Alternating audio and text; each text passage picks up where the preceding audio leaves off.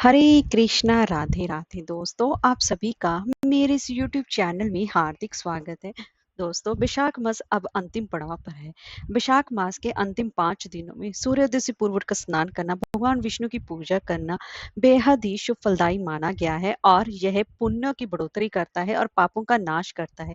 अगर आप 5 दिन भी ना कर पाए तो आप त्रयोदशी से लेकर पूर्णिमा के दिन तक इन 3 तिथियों को भी बहुत ही ज्यादा पुण्यकारी माना गया है। और इन तिथियों में भी भगवान विष्णु जी के निमित्त सूर्योदय को स्नान करना और उनकी पूजा उपासना करना से भी भगवान विष्णु अत्यंत ही प्रसन्न होते हैं। इनको आपको ऐसे ही नहीं जाने देना चाहिए, इसका आपको सदुपयोग अवश्य ही करना चाहिए। तो चलिए आज की कथा हम प्रारंभ करते हैं। तो दोस्तों, आज मैं आपको वैशाख मास महात्म का 27वां अध्याय श्रवण करवा रही हूँ। इसके पहले के 26 अध्याय मेरे चैनल पर अपलोड है, आप वहां पर जाके श्रवण कर सकती हैं। तो चलिए आज की कथा हम प्रारंभ करते हैं। ऋषि शंख व्याधि से बोले कि पूर्व जन्मों में तुम वेदों के पारंगत विद्वान ब्राह्मण थे। शाकल्य नगर में तुम्हारा जन्म हुआ था। तुम्हारा गोत्र श्री वत्स और नाम सतंब था। उस समय तुम बड़े ही तेजस्वी समझे जाते थे, किंतु आगे चलकर किसी वेश्या में तुम्हारी आसक्ति हो गई।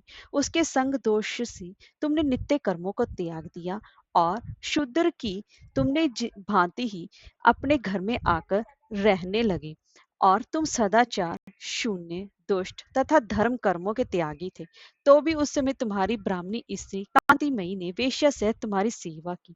वो सदा तुम्हारा प्रिय करने में ही लगी रहती थी। वह तुम दोनों के पैर धोती, तुम दोनों की आज्ञा का पालन करती और तुम दोनों से नीचे आसन लगाकर रहती। इस प्रकार वेश्या सहित तुम्हारी सेवा करते हुए उस दुखनी ब्राह्मणी का इस भूतल पर बहुत सारा समय बीत गया।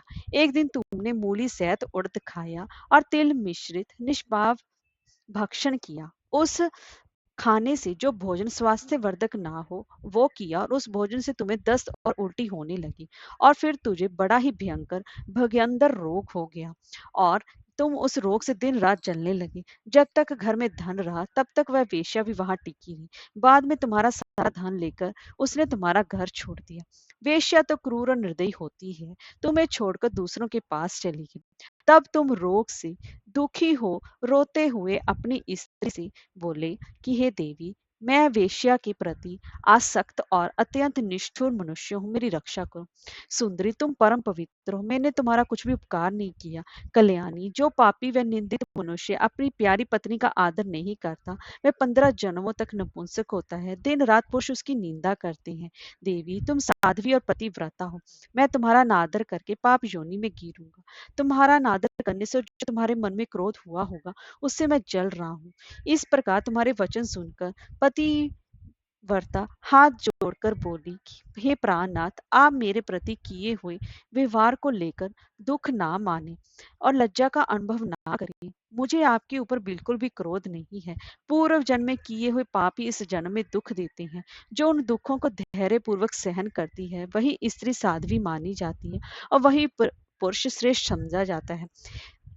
ये कहने के बाद वह उत्तम धर्म वाली स्त्री अपने पिता और भाइयों से धन मांग कर लाई और उसी से ही तुम्हारा पालन करने लगी। उसने अपने स्वामी को साक्षात विष्णु ही माना।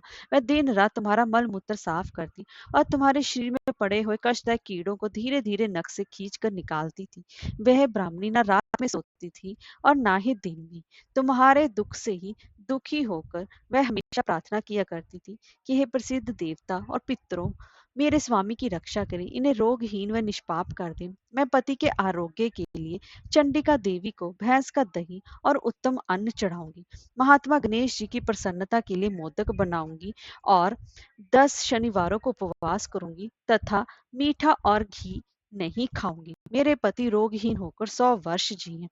इस प्रकार वे देवी प्रतिदिन देवताओं से प्रार्थना करती रहती। उन्हीं दिनों कोई देवल नाम का महात्मा वहां आए।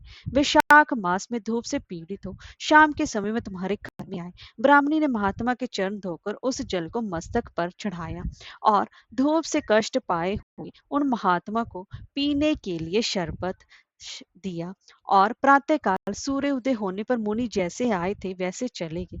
कुछ समय बाद तुम्हें सन्निपात रोग हो गया और इसी के साथ सन्निपात रोग एक ऐसी शारीरिक समस्या है जिसमें कि आयुर्वेद के अनुसार वात, पित्त व कफ तीनों ही बढ़ जाते हैं, जिसके कारण व्यक्ति अपना मानसिक व शारीरिक संतुलन खो देता है। तुम्हारी ऐसी हालत से वह ब्राह्मणी बहुत दुखी और दिन रात तुम्हारी सेवा करती।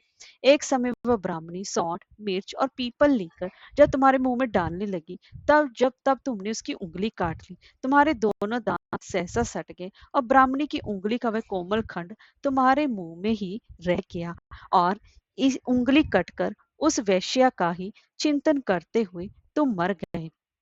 तब तुम्हारी पत्नी कांतिमती ने कंगन बेचकर बहुत सा ईंधन खरीदा और चिता बनाकर वही साध्वी तुम्हारे पथिक शरीर के साथ उसमें जा बैठी। उसने पति के रोगी शरीर का आलिंगन करके उसके साथ अपने आप को भी चिता में ही जला दिया।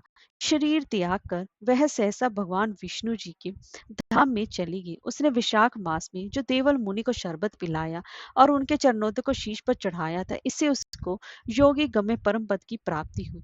तुमने अंत काल में वेश्या का चिंतन करते हुए शरीर त्याग किया था, इसीलिए इस घोर व्याध के शरीर में तुम आए हो और हिंसा में ही आसक्त रहते हो। सबके उद्योग को उद्योग में डाले रहते हो। तुमने विशाख मास में मुनि को शरबत देने के लिए ब्राह्मणी को अनुमति दी थी। उसी पुण्य से आज व्याध होने पर भी तुम्हें सब सुखों के एकमात्र साधन धर्म विषय प्रश्न पूछने के लिए उत्तम बुद्धि प्राप्त हुई है। तुमने जो सब पापों को हरने वाली मुनि के चरणोदक को सिर पर धारण किया था, उसी का ही ये फल है कि वन में तुम्हें मेरा संग मिला है। इस प्रकार तेरे पूर्व जन्म के किए हो जो पाप और पुण्य कर्म मैंने दिव्य दृष्टि से देखे, वह सब तुझे बतलाए और जो कुछ तुम्हें गुप्त वार्ता पूछनी है वो तू पूछ। तेरा मन शुद्ध हो गया है। हे महामते, तुम्हारा कल्याण हो।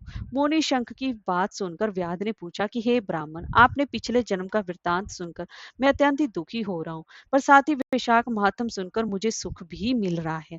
तो हे ब्राह्मण देव, आपने समस्त शुभ फल के दाता वैशाख युक्त धर्म भगवान विष्णु जी के निमित्त बताए, सो हे प्रभु, भगवान विष्णु कैसे हैं, उनके लक्षण परिणाम क्या है, कैसे लोग अपने सद्भावों से इन्हें जान सकते हैं, वैशाख धर्म क्या है जिससे कि विष्णु भगवान प्रसन्न होते हैं, ये सब मुझे बताइए। व्याध की इस वचन को सुनकर इस प्रकार पूछने पर मुनि शंख ने रोग शोक से रहित भगवान विष्णु जी को चरणों में प्रणाम करके इस प्रकार कहा कि हे व्याध, सुन, मैं भगवान विष्णु जी के कल्मश रहित रूप का वर्णन करता हूँ और यह रूप ब्रह्मादि से लेकर किसी भी मुनि के ध्यान से नहीं जाता। विष्णु भगवान पूर्ण शक्ति युक्त निर्गुण अनंत सच्चिदानंद रूप है। संपूर्ण चराचर विश्व उन्हीं के आश्रय और विश्वास में है। अब मैं तुझे उसी परमात्मा की साक्षात उनके लक्षण बताता हूँ, जिससे कि उत्पत्ति, स्थिति, संहार, आवृत्ति, नियम, प्रकाश, बंधन, मोक्ष और वृत्ति होती है। इस परमात्मा के जन्मादि तो केवल शास्त्र से ही जानने योग्य है। इस वेद, स्मृति, पुराण, इतिहास, पंचरात्रि और महाभारत यह विष्णु जी के ही आत्म स्वरूप हैं। इन्हीं के द्वारा विष्णु भगवान जाने जाते हैं, अन्य किसी प्रकार से नहीं जाते। इनके जन्म, कर्म और गुणों को जानकर प्राणी मोक्ष पाते हैं। कर्म से विष्णु भगवान का महात्म्य सातिशय होता है। इसीलिए आपको अपनी समर्था के हिसाब से सभी को वैशाख मास में सूर्योदय से पूर्व स्नान करना और ज्यादा से ज्यादा दान करना, और उसमें भी जल दान को सबसे उत्तम दानों में से श्रेष्ठ दान बताया गया है। इसीलिए अपनी समर्था के हिसाब से शीतल जल का दान करना चाहिए। अगर इससे भी ज्यादा समर्था है तो शरबत बनाकर दान करना चाहिए। इन 5 तिथियों में भगवान विष्णु जी की प्रीति पाने का यह सबसे उत्तम समय है। इसको यूं ही व्यर्थ नहीं गवाना चाहिए। हरे कृष्णा, राधे राधे।